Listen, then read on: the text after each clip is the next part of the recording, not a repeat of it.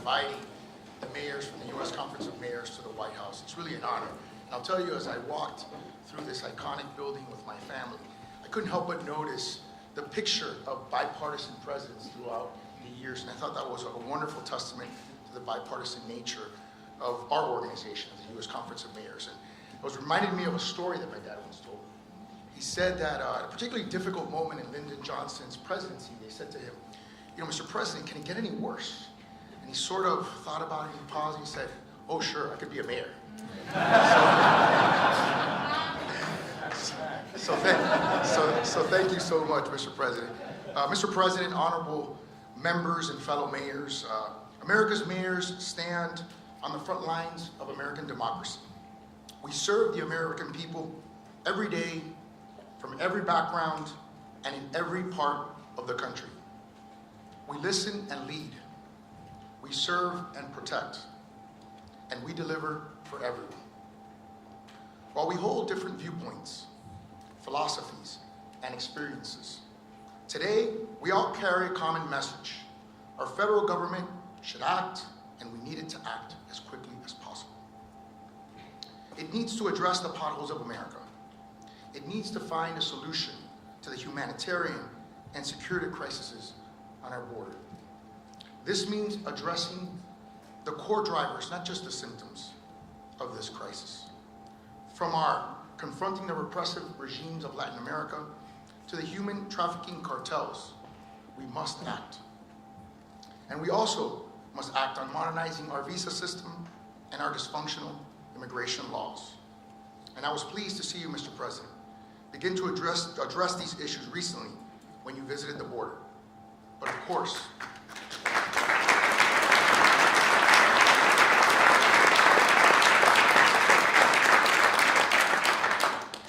we all know we have a long way to go. We also need to act on public safety. We, from the federal government to the local government, need to clearly support our police. You said that just a year ago at our conference. We must bring the defund police movement to an end in word and in deed. We must support. We know the president is committed to funding law enforcement, and for that, we are grateful. We also must revisit failed policies like no cash bail, which seem to be contributing to the spike in violent crime in our cities.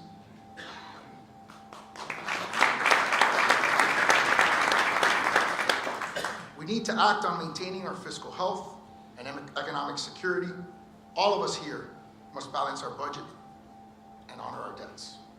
The federal government must do the same, just as mayors have done across America.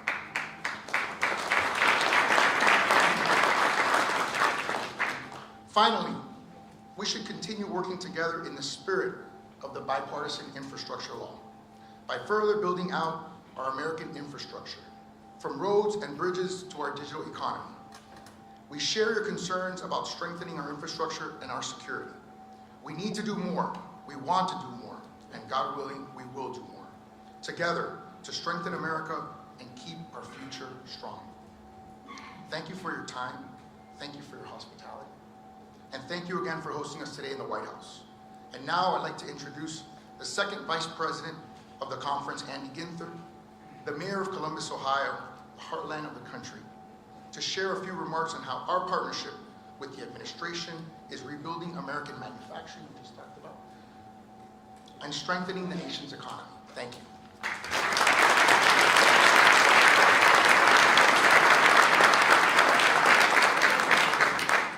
Thank you, President Suarez, Vice President Shivi, all of our colleagues here today. As President Suarez mentioned, I'm Andy Ginther, Mayor of the City of Columbus and part of the leadership team at the U.S. Conference of Mayors. I have the pleasure this afternoon of introducing someone who has been an incredible friend, our strongest ally as America's mayors. With this president, think about this, just 2 years ago, this president entered office, American cities were hurting. We were still trying to make our way through the most disruptive global event in any of our lifetimes. Mayors were on the front lines of the pandemic and all the downstream consequences: economic disruption, mental illness, gun violence, homelessness. We got to work, and so did this president. He said we're not just going to build back.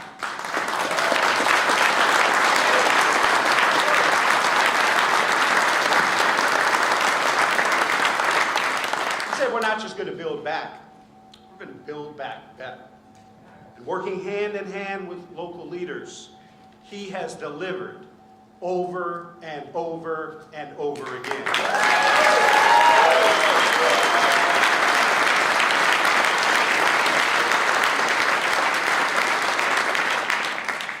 Our CEO and Executive Director, Tom Cochran, has been at the helm of the Conference of Mayors for more than 50 years.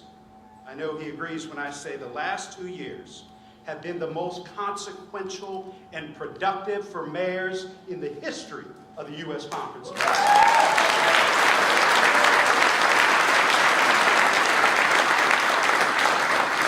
So much of that is thanks to our partnership with President Biden.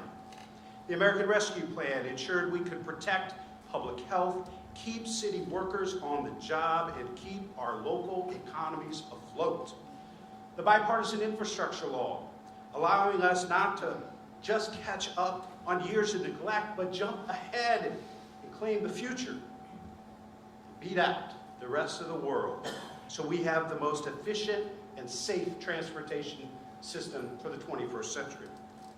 The Inflation Reduction Act delivers on one of the mayor's biggest priorities, fighting back against climate change.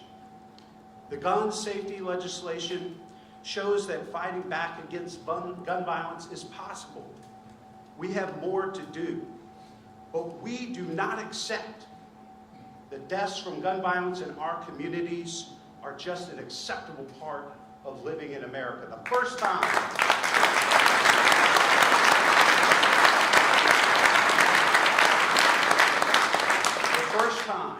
since the Clinton administration, bipartisan gun safety legislation is now the law of the land because of this president. It's something incredibly important to my community in our part of Ohio.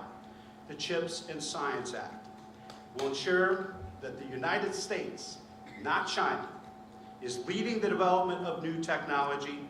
It has the potential to turn the old Rust Belt into the new Silicon Valley.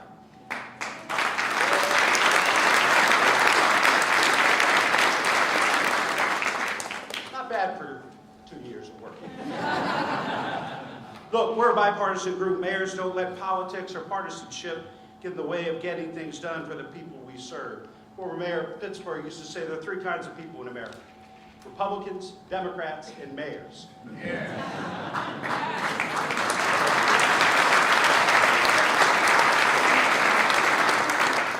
When someone says it can't be done, we just work harder. I can't tell you how refreshing it is to have a president who works like mayors. I know he'll be the first to tell you we've got a lot more work to do, and we need to do it together.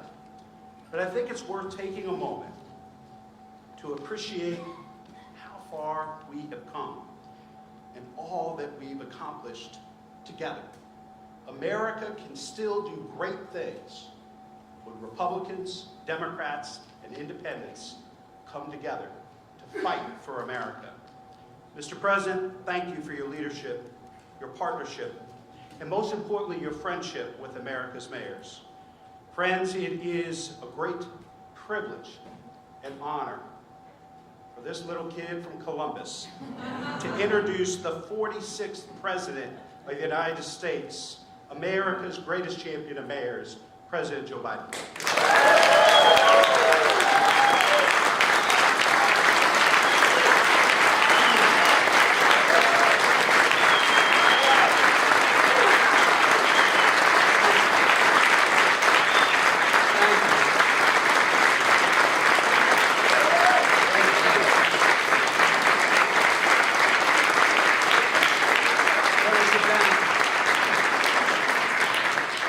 You don't want this going to my head.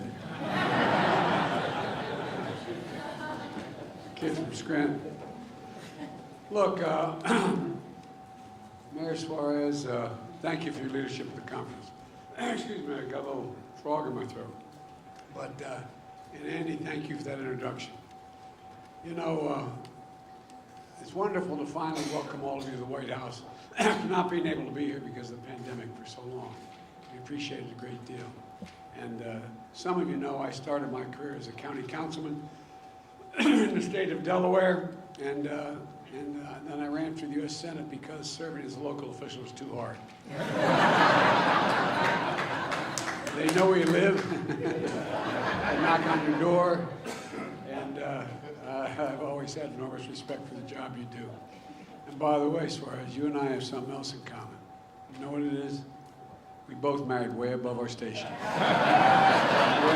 Way above our station. You all think I'm kidding. Some things are just self-evident.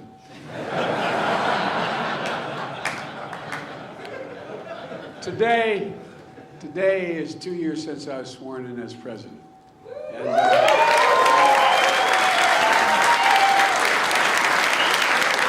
with your help, we've gotten a lot done. I think if you look around the room, we got a lot of cabinet members who are mayors. A lot of mayors. We got little Mitch Landry from Nolans down there, you know. And that's like being mayor of a country.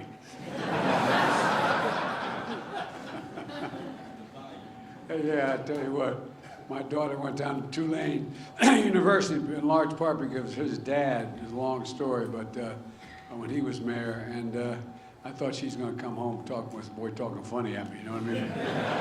Some Bile LaFouche or something. Mayor Pete is, even though he's the secretary, they still call him Mayor Pete. And you know, you got Marty Walsh from Boston. I don't know what Marty is. We got a lot of mayors, and that's why I think we're making such progress. Look, the fact is that, you know, it's fitting that we are here together today, and because you mayors know how to get things done. And that's not hyperbole, it's a fact. Because you have no choice, as a matter of fact. Yesterday I was in California. We're grappling with historic California. Started off with the governor, looked at me and said, Mr. President, we used to be the 5th largest world, now we're the 4th. That's true in the world. I'll tell you what. So I genuflected and we moved on. I said, that means you don't need that $10 billion we just gave you, right? You all think I'm kidding, that's what we did, $10 billion. But all kidding aside, he's a great governor and has read well. But look, dealing with historic storms and flooding, you know, when your town or city faces a crisis, it's the mayor who gets the first call. I've seen it. I've traveled this country after floods and tornadoes, wildfires, hurricanes.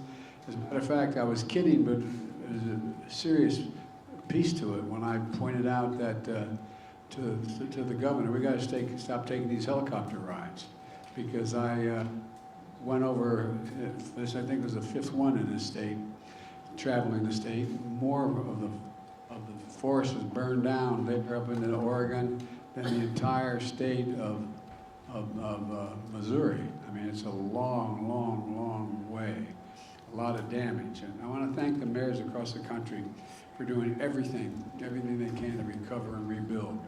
It matters that you're the ones who make sure, as trite as it sounds, that the garbage gets picked up, the potholes gets fixed, the buses you can catch to work and be able to continue to be there on time, and so much more of significant consequence. But those things are consequential.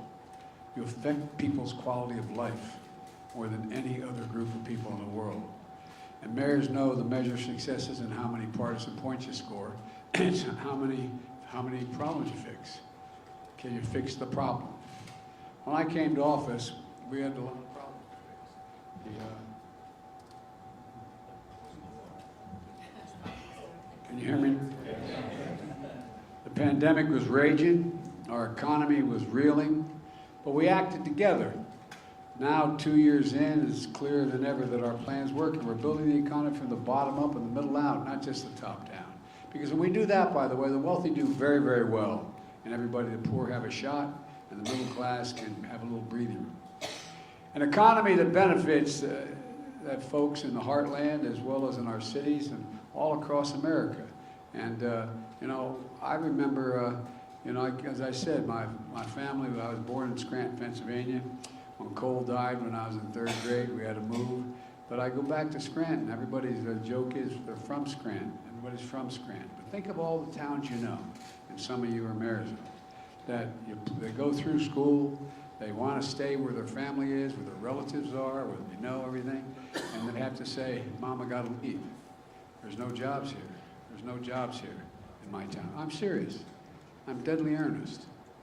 And what we're trying to do is not just rebuild the economy, bring back the pride and the sense of belonging, the sense of I want to stay where I live now, where I'm able to do what I want to do. And that's the whole purpose of what we're trying to do in our cities where people used to move out. But, you know, now they're beginning to move back in. Cities are growing, not just big cities, small towns as well. The economy rewards work where we don't need a college degree to provide for your family. It helps to have that college degree, but you don't need it to provide for your family. 2 years ago this week, 18 million people were out of work.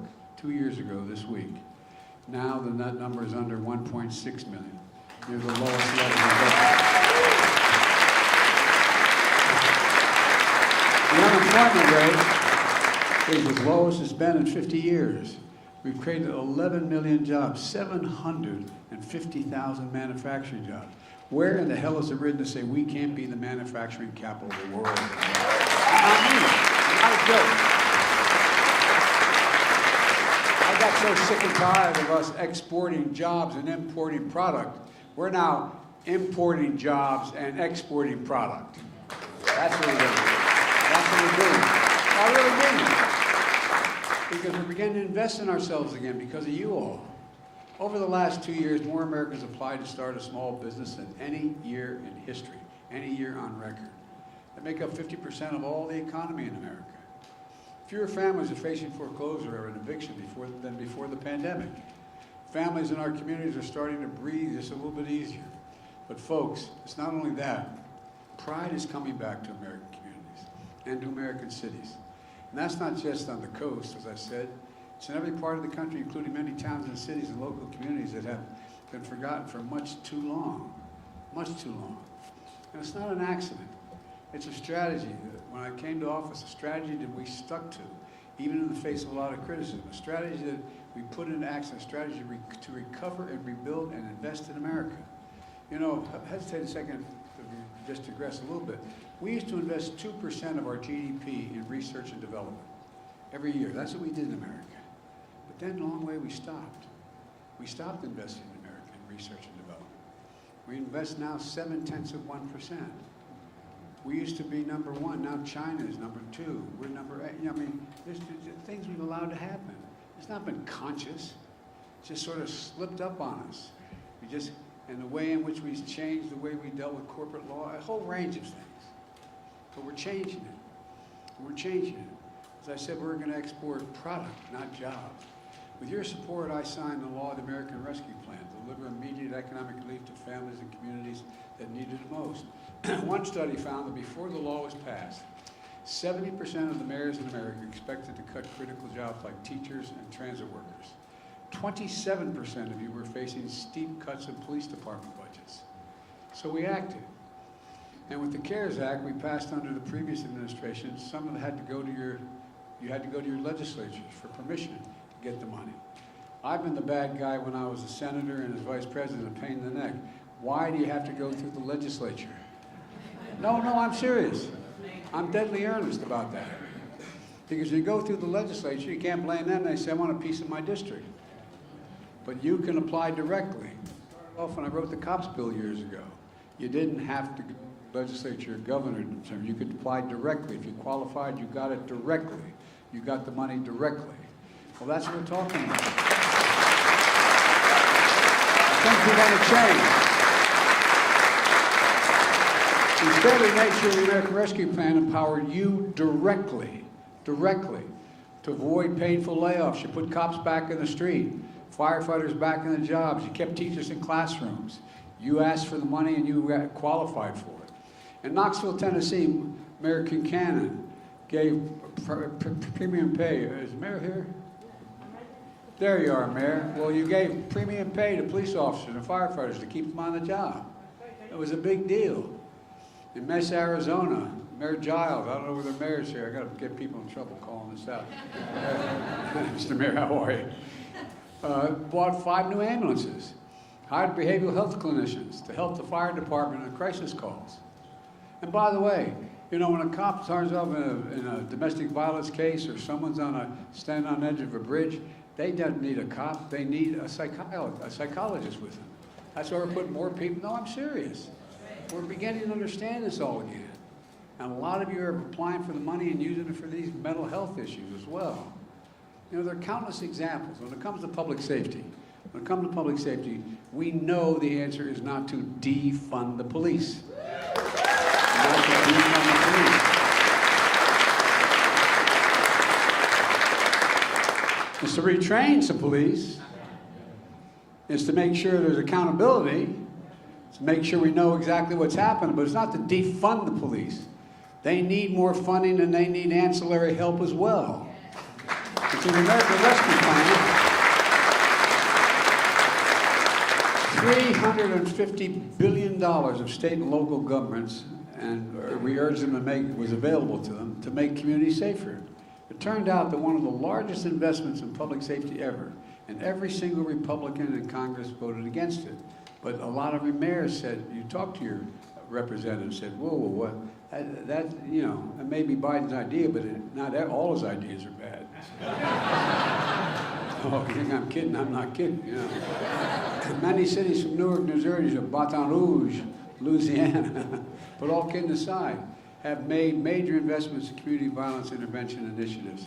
These studies have shown in some cases they can reduce violent crime up to 60%, particularly among our youth. Doesn't always do that much, but it can do that much. But as you, Mayor, know better than most, when you see these problems of crime and the opioid epidemic, you know the big part of that is mental health. Mental health. I want to take a moment to talk to you about how we're addressing that as well. By the way, Vivek Murthy, the Surgeon General, has been really focusing on this a great deal. A lot of you have worked with him. Through the American Rescue Plan, we provided initial funding for cities to start to address some of the mental health needs arising from the pandemic. $5 billion for states and community organizations to deliver mental health and substance abuse treatment.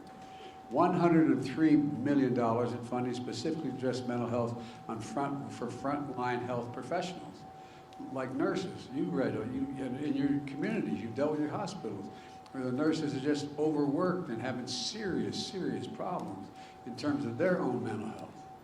We know it wasn't enough, so probably the Bipartisan Safer Communities Act. And we went even further.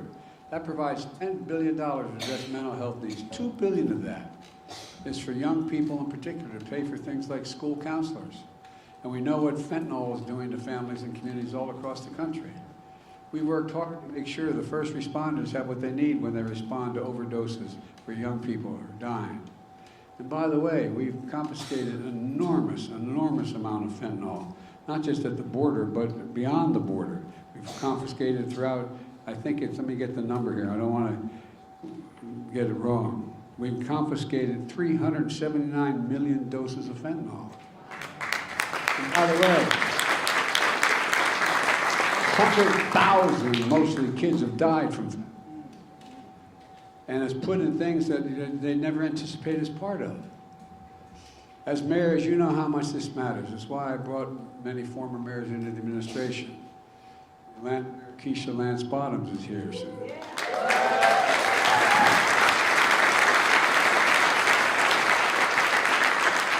Said it was harder being mayor of Atlanta than being president, but I don't know. I'm only kidding, but all kidding aside. Well, what did we do? She's a senior advisor on public engagement, led the cities through the pandemic. She makes sure to bring the perspective of local officials and community leaders to decisions we make here at the White House. Secretary of Agriculture Tom Vilsack, a former mayor in Iowa, is strengthening our nation's rural communities, and he really is. He's a smart guy. He knows what he's doing. And I know he's a Secretary of Agriculture, but what he's doing, American grocery stores are stocked while American farmers thrive and our young people have access to food when schools are closed. Secretary of Housing and Urban Affairs, Marcia Fudge. Marcia's right here. She got a hell of a job. Former mayor in Ohio, working very hard to close the wealth gap, expanding efforts to build generational wealth through home ownership. How did all the mainstream middle-class people get their wealth? 90% of them through investing in their homes. They were able to buy, they built equity in their home. That's how they were able to borrow to get their kids to school. That's how they built their equity. And the same thing is happening now, and she's working really hard to provide that opportunity, and as well as combating homelessness, which a lot of you are dealing with on your streets. And while folks continue to recover, we're also rebuilding. Mitch Landrieu, the former mayor of New Orleans, was president of this organization, is now my senior advisor and infrastructure coordinator to helping rebuild America through a once-in-a-generation bipartisan infrastructure bill. It's always hard to make.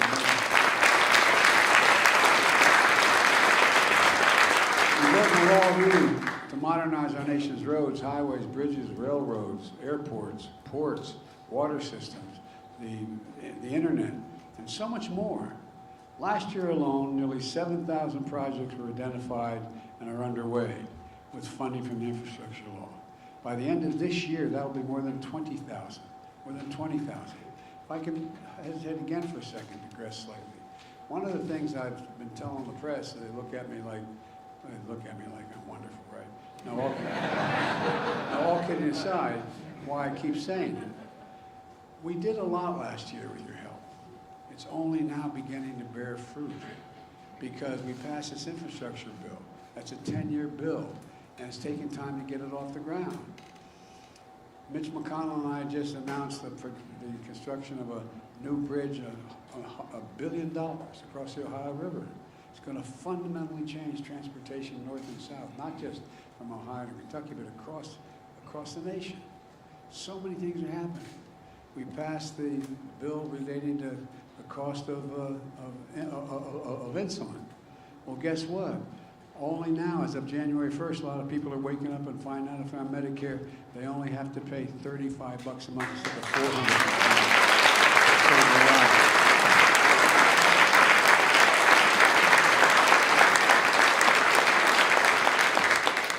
And I want the drug companies to be able to make money, but I tell you what, will explain when they raise the price that is beyond inflation, that they invested more money in what they did in order to justify the price. Otherwise, guess what? We're going to go back and get it from them under the law. No, I'm serious. I'm serious.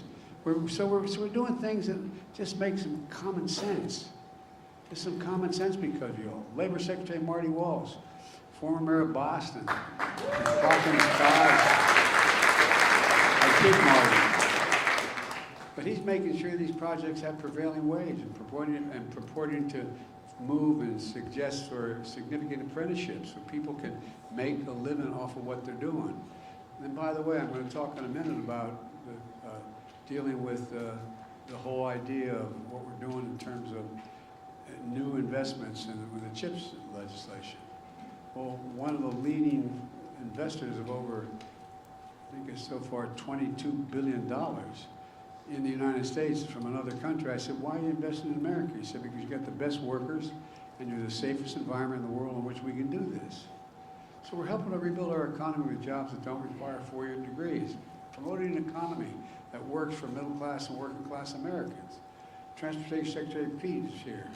Look, we know, better known as Mayor Pete, but work with many of you to address those quality of life issues that really matter to people you serve. Not just through big bridges and highway projects, but through, though they're important, but also through smaller projects that are critical to your cities. Like in Madison, Wisconsin, where Mayor Rose Conway is buying 46 electric buses, replacing those dirty diesels, bad for the health of the environment, and making it clear. No, I'm serious, it's a big deal. We're helping City rebuild airport. There you are, okay. Well, thank you. And it means our kids aren't going to be inhaling that diesel fumes when they get off the bus. For real, it matters. Environmentally, it matters as well. And so, you know, we're helping cities rebuild airport terminals in Atlanta with Mayor Andre Dickens, in Orlando with Mayor Buddy Dyer, in LA with Karen Bass, and with the leadership of Vice President Harris, we're partnering with you to deliver affordable high-speed internet to every single household in America, affordable high-speed internet. So no parent has to park in front of a McDonald's to do the homework with their kid when the school's not in session, when they can't go to school. It's a big deal.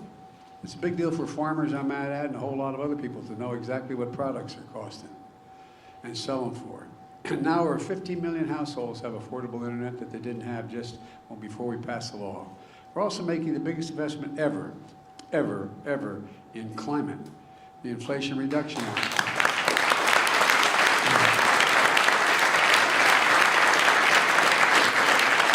We're creating millions of good-paying jobs and investing in fence-lined communities that have suffered the most as a consequence of being smothered by pollution.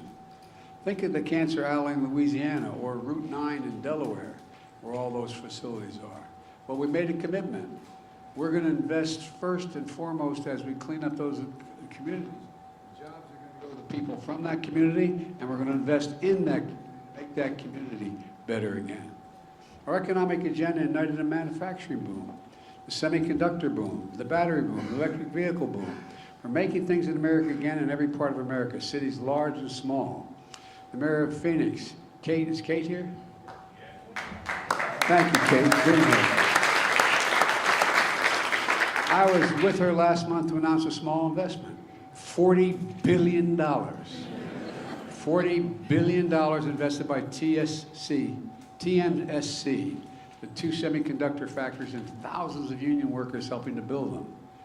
And Andy, you know, the Field of Dreams outside of Columbus, where Intel's investing, it's 100 acres, but they're investing $20 billion to expand semiconductor manufacturing. I said 1,000 acres. I dubbed it, I didn't mean to, I shouldn't have, but I said, this is the Field of Dreams. It is. It's a field of dreams. And by the way, of those jobs, of the 12,000 jobs, 7,000 are construction jobs. But guess what? They're paying prevailing wage. And those 5,000 jobs left, the average salary at those places, they tell them, are going to be $123,000 a year, and you don't need a college degree to do those jobs.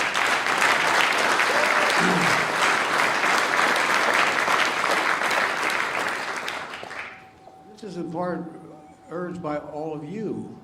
This is happening in no small part because of the bipartisan CHIPS and Science Act.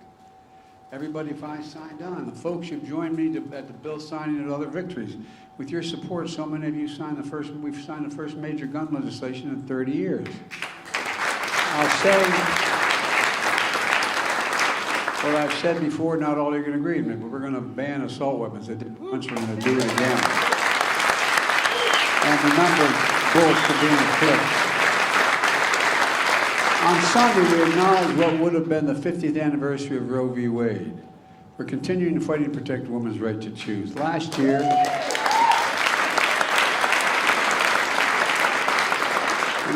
when I held the first of its kind White House summit at the request of others against hate-fueled violence, this group led the effort with 150 mayors to sign a compact, Democrats, Republicans, and Independents, to prevent and address this type of violence in our communities. I'm committed to continue this work with all of you, but I need you badly. But there's more to do.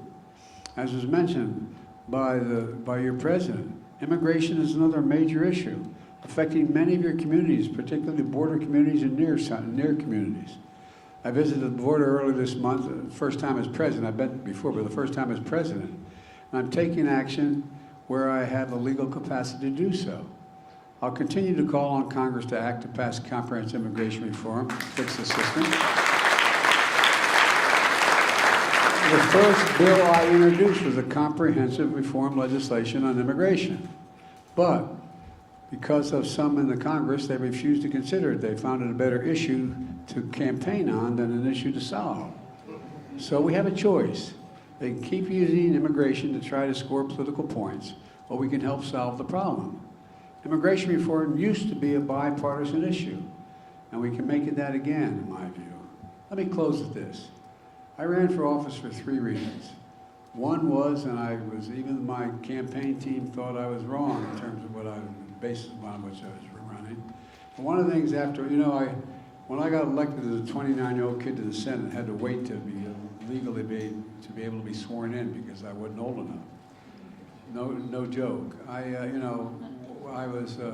They talked about, my being the youngest. I wasn't. There was one younger elected popularly than I was. But, I spent a lot of time. I used to get asked all the time, Mr. Mayor, what's the secret? Because if I won against a really good guy, he was a decent man, we never had a crossword with us, progressive Republican who helped write the Clean Water and Clean Air Act, etc. We had disagreements on a number of other things. And second time I ran, he actually endorsed me. But the point is this, is simple. I used to get asked, there must be a secret. If you could have won, there must be some secret. And I used to think about it, that people for the next 3-4 years would ask me that, who were running for office in Delaware. And I finally figured it out. And you all are successful and you know it. I said, the secret is, have you figured out what's worth losing over? Have you figured out what's so important to you, you'd rather lose than win and have to compromise on it? And so when I ran this time, and I had not planned on running again, and all of you were probably saying, why the hell didn't you follow your instinct? But I honest to God didn't. My son had passed away, and I had no desire to. I was a professor at the University of Pennsylvania. Things were going fine. To make a long story short, when I did, I decided there were 3 reasons to run, and I mean it. One was to restore the soul of America. Decency, honor, the idea of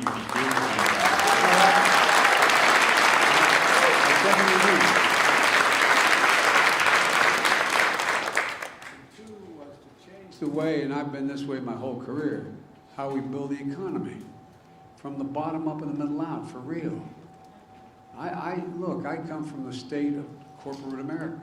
More corporations are incorporated in my state than every other one of your states combined.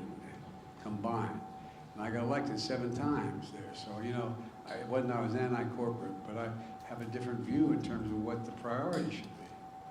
And so, as I said, when the middle does well, they generate hope, give chance to the working class, and when they do well, the wealthy do very, very well. Well, the third reason I ran, which has turned out to be the hardest to deal with, and that's unite the country. We are a democracy. We cannot be sustained if we stay 50 different islands or 2 different parties that no longer talk to one another. For the last 2 years since my inauguration, I think we've made some progress, large part because of many of you sitting in this room. And I'm really optimistic in the year ahead that we're implementing the laws we've already passed, will deliver real benefits, and people are going to feel them in their everyday lives. That work we're going to continue to do together. Together we're proving that every city and town in this country, our best days are ahead of us, not behind us. And I really mean it. I was asked by my senior team, and Peter remembers, said, if I could do anything to change the attitude of optimism in America, what was the one thing I'd do? Just I could change one thing. It's going to sound bizarre what I tell you. I said I'd cure cancer. And they looked at me like, well, cure cancer? Because nobody thinks it's the most frightening thing to people. And if we did it, America can do big things again. There's nothing beyond our capacity, I swear to God. There is nothing beyond the capacity of the United States of America. Remember who in hell we are. We're the United States of America. We work together. There's nothing beyond our capacity. Nothing. We've got to work together, folks. God bless you all. May God protect our troops. Now I turn it over to Julie.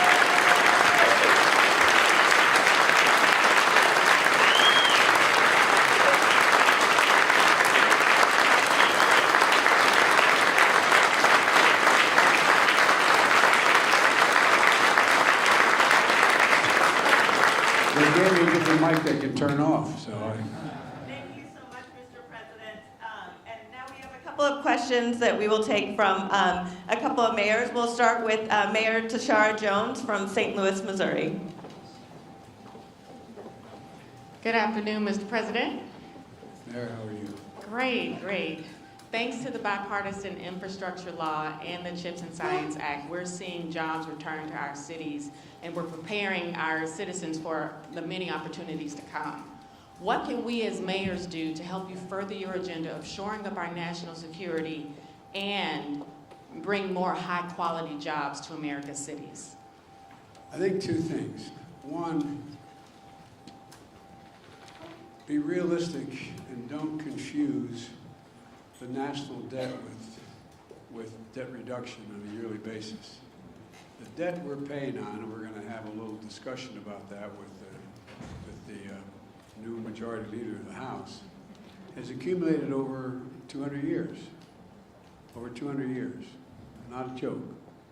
That's how long, that's what the national debt is. It's over, $31 trillion. But it's over 200 years. And 1/4 of that debt, 1/4 of that was accumulated in the 4 years of my predecessor. 1/4 of it. So what we've actually done, Mayor, we've actually cut the deficit on a yearly basis. In the first year, because of what you, now I'm not being solicited, because we all did, $350 billion. And last year, this year, we cut that deficit on a yearly basis by over $1 trillion. So it's over $1 trillion, roughly $400 billion we've cut the deficit. The yearly deficit, year to year. We got to focus on making sure we do not accumulate more debt on the historic 200 years and gradually continue to reduce it. One of the things that we've done is the budget we're going to be introducing, you're all going to see, is expected to reduce the debt another $1 trillion this next year by spending more, spending less than we bring in. Now the big debate, I'll be honest with you, and I'm going to talk about in the State of the Union, is a fundamental disagreement on what we should do to cut. What do we cut? Well, it's not just cutting. What do you raise? What taxes do people pay? How do they pay their taxes? And do they pay it fairly? And so one of the things that's going to be a big issue in dealing with the national debt that could, if we don't meet our national debt and renege in the first time, we have a calamity that exceeds anything that's ever happened financially in the United States. And so one of the things that we're going to do is it's going to get down to a decision of whether do we, in fact, make sure that folks, do we cut Social Security to raise taxes on trillionaires? Billionaires. There's 745 or 50 billionaires in America. Average tax rate they pay is 2%. I think you should be able to be a billionaire, but I think you should pay a little more than 2%. No, by the way, I'm not trying to, Douglas knows me well, I'm not trying to be alarming about it, but I mean, it's a reality. Now the argument, there's a lot of arguments why that shouldn't be, because they generate so much energy and so much growth, et cetera. But there's a lot of things we can do. Now the option that's going to be offered, you're going to see, is they want to, the way to deal with cutting that debt is to cut Social Security, cut Medicaid. We got to do something about Social Security. No, but these are the kind of debates we're going to have. And they're going to be honest debates. For you, it seems to me, for a mayor, the things that I believe, and I've not been a mayor, but I think I've watched long enough to know the difference between great ones like you and folks who don't do much. Or don't, I shouldn't say don't. I shouldn't say it. You've had more difficulty. Is focus on the things that make your city unique and make it grow. What are the things that make it grow? Well, first of all, I could go on, but I'm just going to give you one example. We're in a situation where if you were one of the reasons why America became the most advanced and economically prosperous nation in the 21st century, we're the first nation in the world to have a universal education system, grades 1 through 12. Now others had systems that were superior to ours in terms of their exclusiveness, but not universal. Now, I wonder if anybody, if today we were starting off and saying, we're going to decide we're going to have a universal education system. Would anybody think in the second quarter of the 21st century that 12 years was enough to compete? I don't think so, for real. So a lot of you are doing a lot of experimental work in terms of not just pre-K, but you're doing it in terms of education, teaching kids to read, write, add, and subtract at 3 and 4 and 5 years old. And you're focusing on apprentice programs after college. You're focusing on, after high school. And you're focusing in high school on allowing people to learn trades instead of, remember, there used to be, even you're old enough to remember, not you, Mayor. But when, there were shop classes in school where people learned whether they're comfortable working with their hands, so there's a lot of things that we can do in education.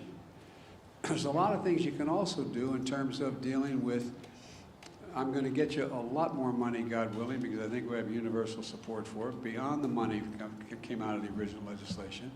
There's a proposal that I've just presented to, I'm the guy that wrote the community policing law. It got very bad publicity. But guess what? People are figuring out, guess what? It works. The people who most need the help, the most victimized, are the poorest communities. So we need cops in those communities, from those communities, but cops that are held accountable to everything that they say we're supposed to do. And we can do that. So focusing on law enforcement that in fact is equitable, focusing on, for example, nationally, I still think we should have the George Floyd legislation, but I didn't able to do that. So what I was able to do, I said no knock warrants are limited significantly.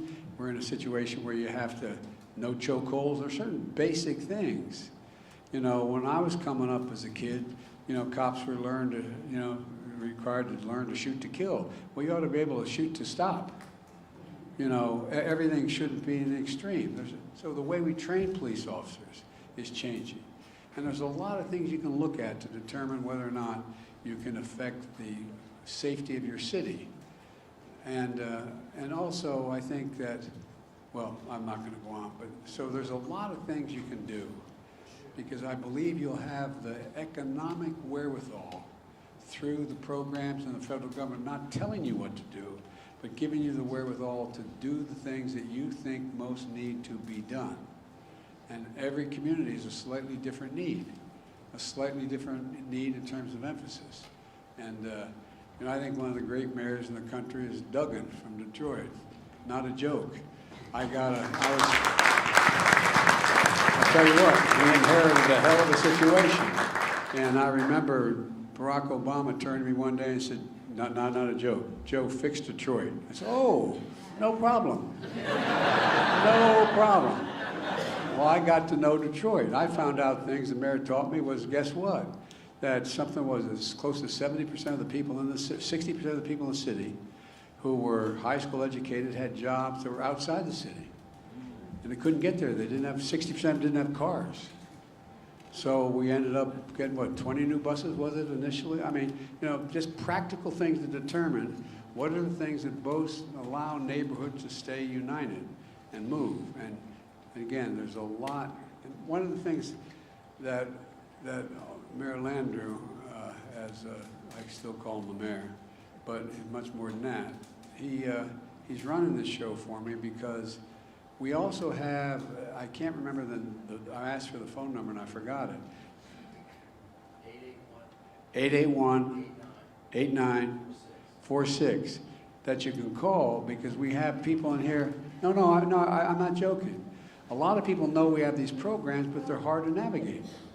So you can pick up the phone and call, how do I get the money to do A, B, C, or D?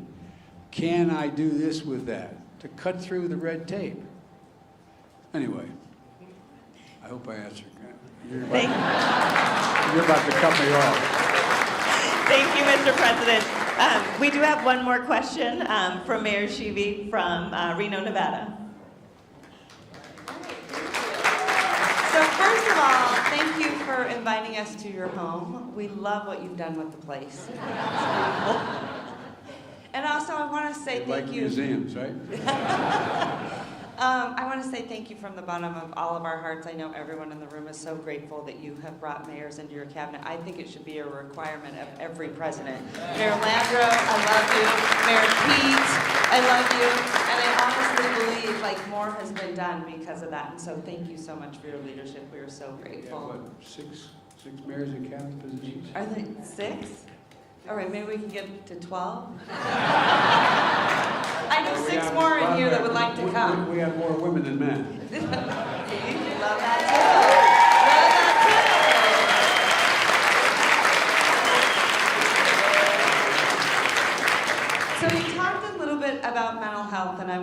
say thank you so much for your leadership on that. It means the world to me.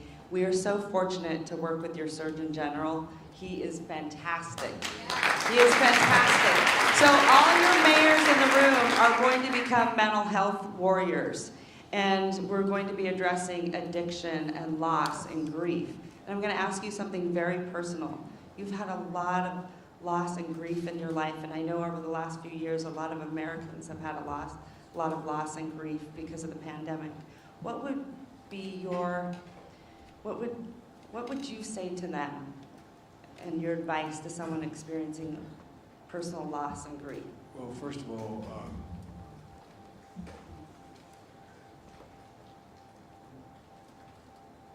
as close staff knows, I spend a lot of time with folks who've gone through loss, wife, daughter, husband, children, etc. And granted, I did lose my wife and daughter right after I got elected to the Senate. Tractor trailer broadsided them, killed my wife and daughter, and my two boys were little boys. They were on top of their deceased mom and sister for a long while because it took my local fire department a long time to the jaws of life to get them out. And then the guy who should be standing here presenting Biden is going to be president, and I'm not, just not hyperbole, is my son Bo. He's more qualified than I was. But he decided, I'll never forget, and asked me one Friday, he said, "Dad, what are you doing on Friday?" And I said, "What do you need?" He said, "I'd like you to swear me in." I said, "Swear you in? You're Attorney General of the state of Delaware. Swear you to what?" He said, "I joined the United States National Guard, the Delaware National Guard." And then when his unit got sent, he didn't have to go, but he got an exemption to go as long as he gave up the seat. And, you know, that was tough. But you know what? I had family. I had an incredible wife. No man deserves one great love, let alone two. And I had a mom and a dad and a sister and a brother were alive. And for example, when the accident happened early on, my sister's my best friend in the world, gave up her home, and she and her husband moved into my house to help me raise my kids. Without being there, just moved in. And by the way, 5 days after I was married, they were gone. But I say that not about me, but it's about what mental health does. I had people around me that were there to help me. I was lucky. Everybody thinks I commuted every day I've traveled over 1,200,000 miles on Amtrak. Not a joke. I commuted every single day for 36 years, and then beyond that, as vice president, to go home. Everybody thought I went home because I went home because I couldn't afford two places. But anyway, no. I went home because I get to, you know, kiss my boys goodnight and lay down with Sarah prayers, and then my daughter, etc. But I had my mother. I had my mother there. Every morning I'd drop the boys off when they were little at my mom's house, and then later I'd be able to drive them to school and I'd be picked up. But my point is I had so much help, and I had psychological help. Everywhere down there was someone there to basically hold my hand. Well, that's the mental health that a lot of families don't have. They don't have. And a lot of folks are in a situation where if they just had somebody to talk to, and that's why I think some of the things we can do that can also help families going through some real difficult times is, for example, preschool education, reading, writing, arithmetic, age 3, and it does two things. It helps your kid get an advantage, but it also helps mom or dad or a single parent or parents who are going through hell to have somebody there until 5 o'clock taking care of your kid while they're learning. So there's a lot of things that it does that gives people, but in addition to that, people who've gone through really tough times with drug addiction and a whole range of other things, alcoholism, they also are in a situation where they find themselves being able to have the kind of medical help that is needed in the mental health side of it.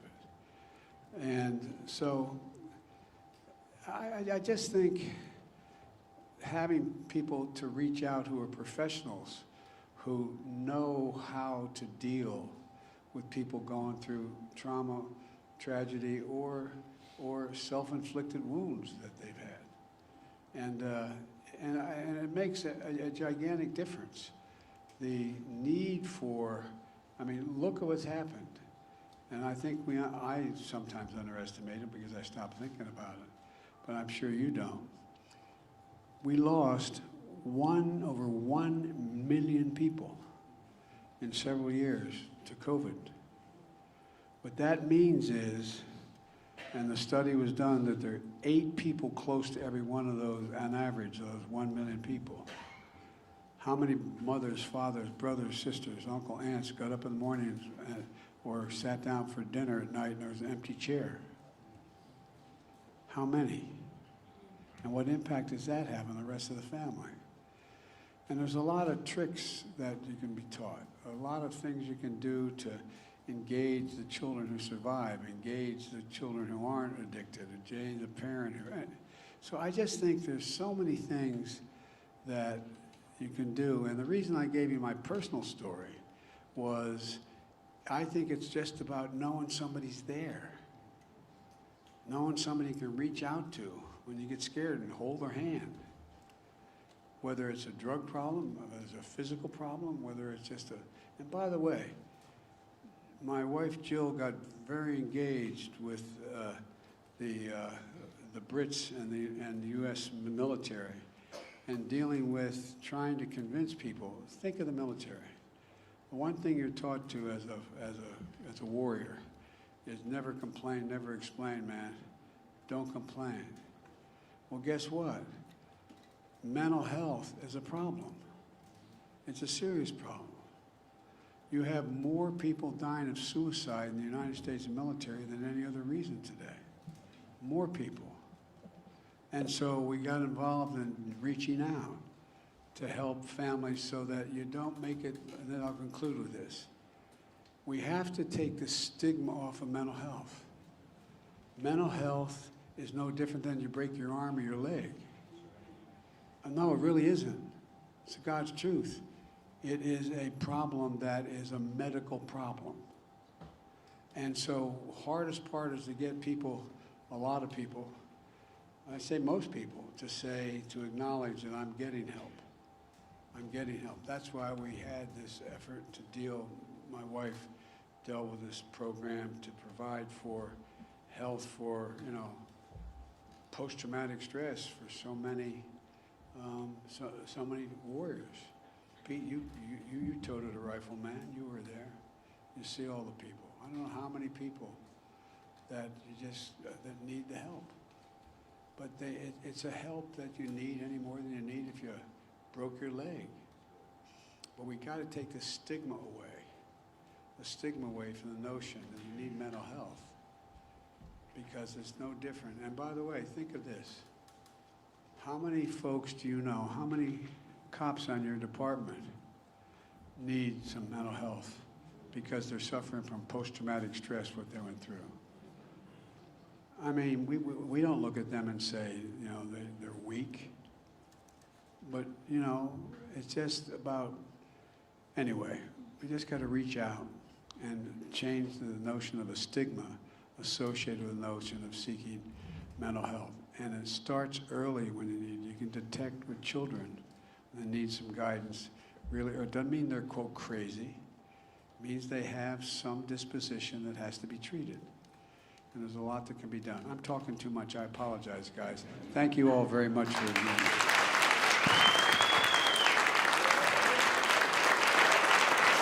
Distinguished guests, please remain in your seats while the President departs. Thank you, Mayor.